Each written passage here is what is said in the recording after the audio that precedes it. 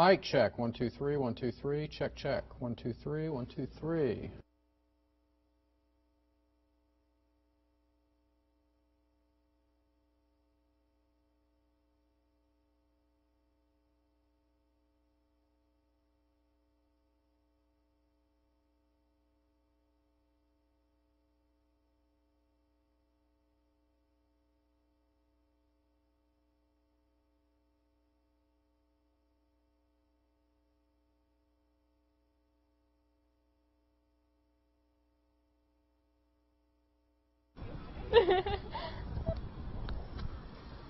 I just hope I got everything into ENPS because I was like trying to throw video in and.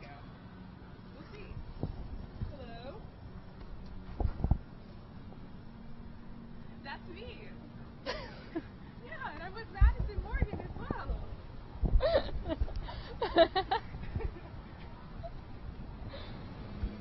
Mic check, Madison. According to the Wilmington Police Department, crime here downtown. That's not even it, but according to the Wilmington Police Department, crime here downtown went down 73% from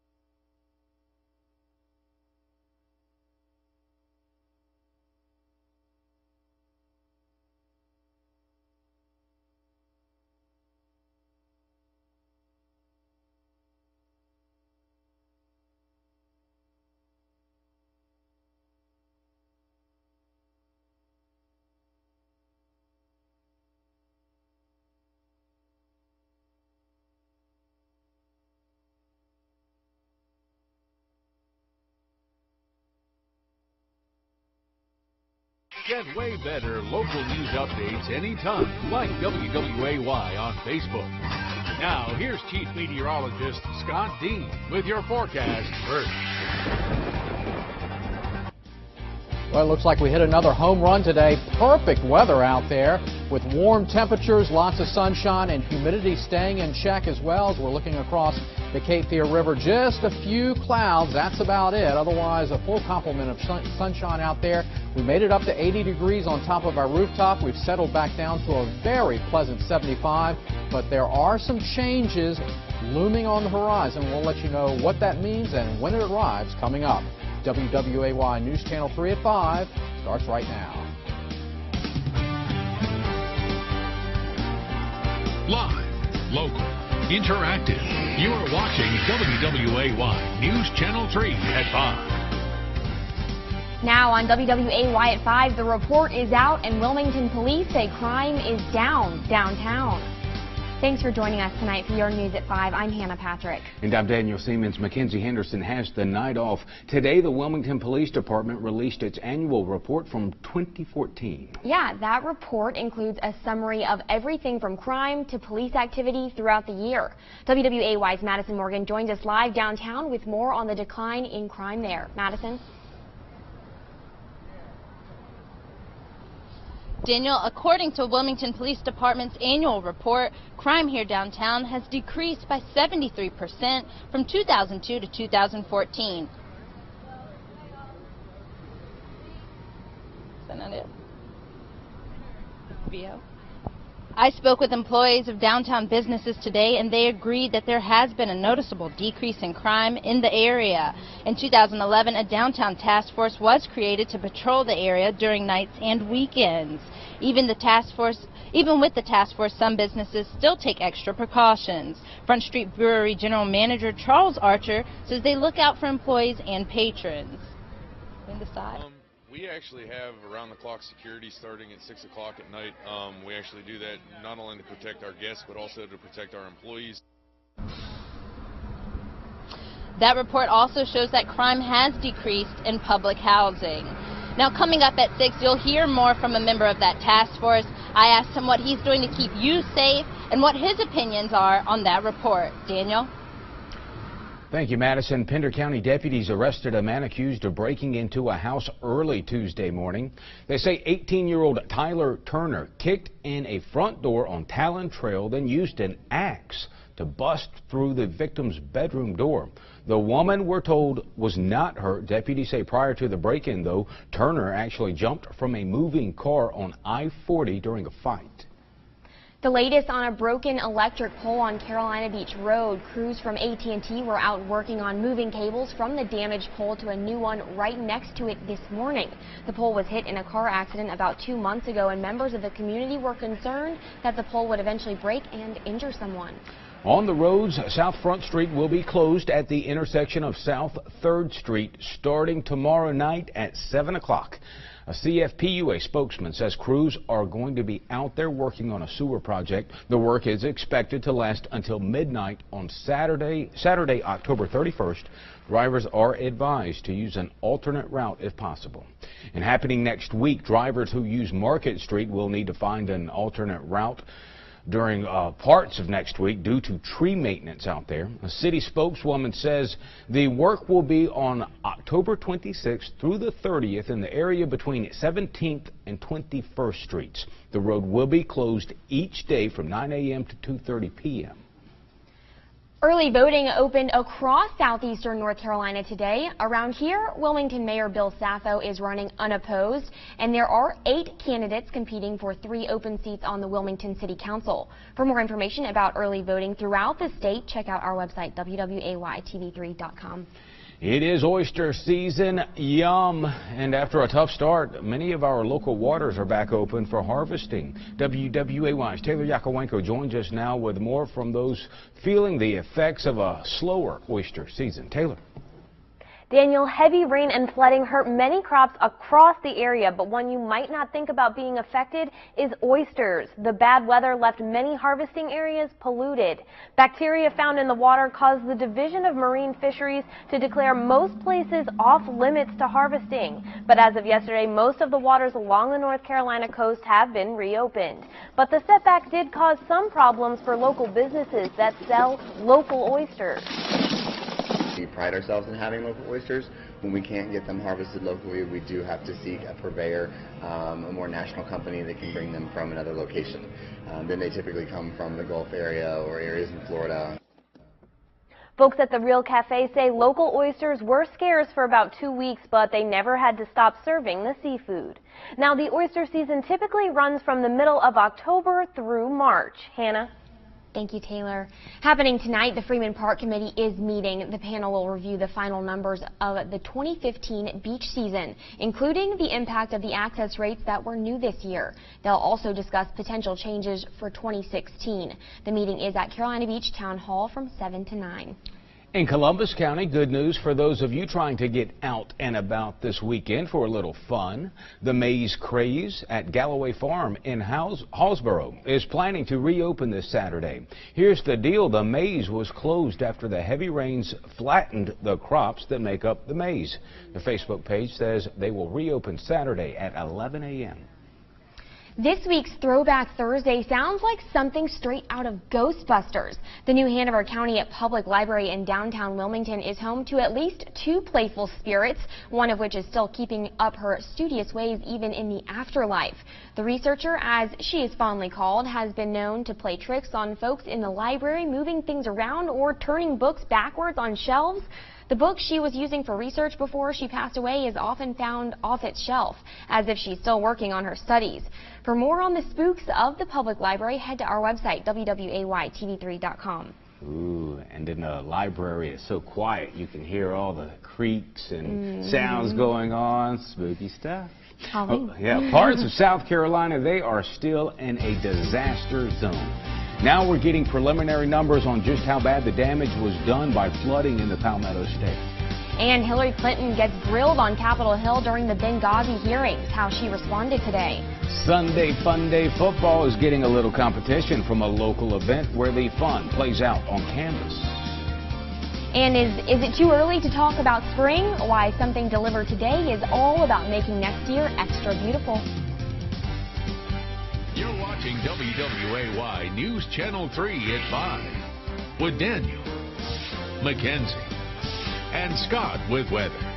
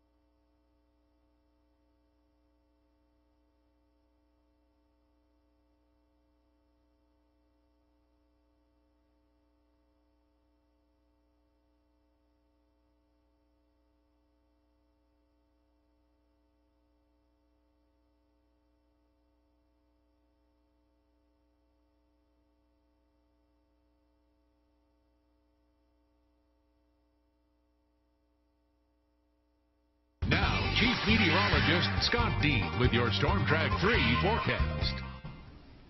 All right, folks, another beautiful day outside. Boy, fantastic weather, and it looks like it will continue as we go into the weekend, even though we're going to have a front come through the area tomorrow evening. Look at that beautiful blue sky, a few harmless fair weather cumulus clouds there. Just gorgeous, gorgeous weather we've enjoyed over the last several days. Let's go ahead and take a look at temperatures right now. They're in the 70s, but some areas still in the low 80s, like Lumberton over towards Holly Shelter, although that sensor tends to run a little bit high. You can see a couple 79s over towards Elizabethtown and Whiteville. So we'll see clear skies this evening. If you're going to be out late tonight, maybe a light jacket. Otherwise, it should be very pleasant as temperatures settle down into the 60s throughout the evening. As you can see, clear skies across the Carolinas.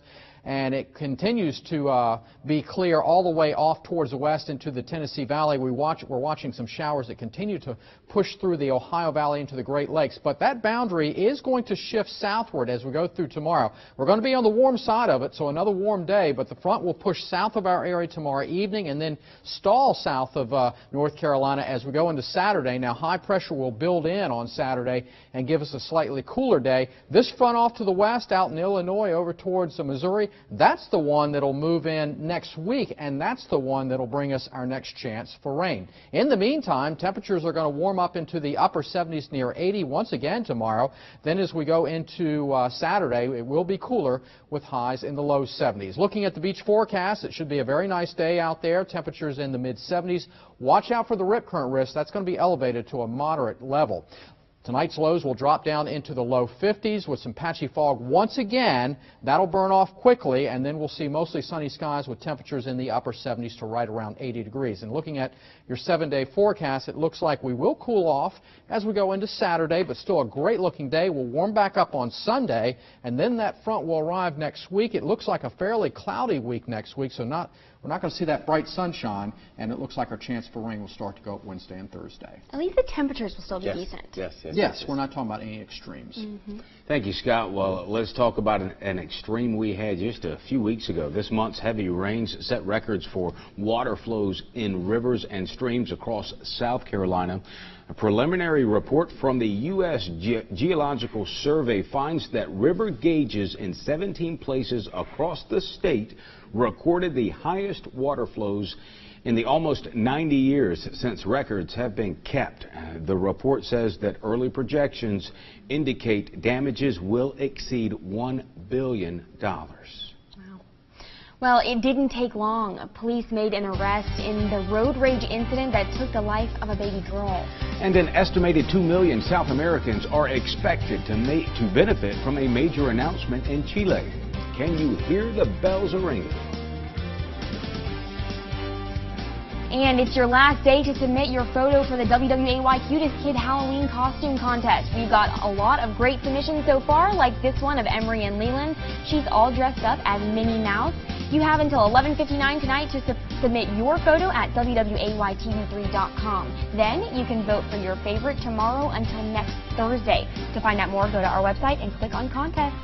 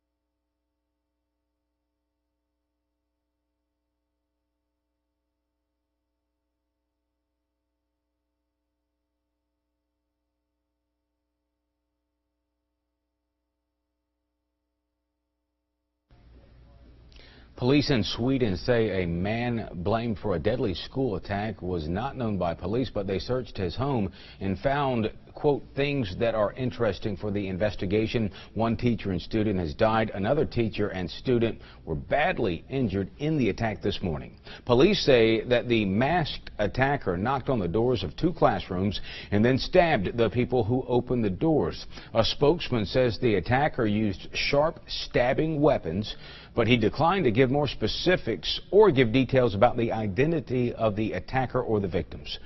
Police have not disclosed a motive. The attacker was shot by police and later died.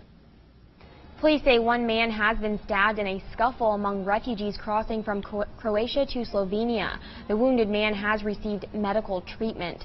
Anxiety and impatience have been growing among thousands of people moving toward Western Europe as they wait in long lines in cold weather.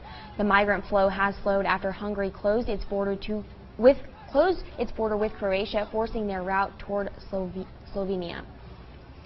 While Joaquin El Yapo Guzman is still at large, his brother-in-law wasn't so lucky. Mexican authorities say they've detained him and several others who they believe organized the drug lord's daring escape from prison in July.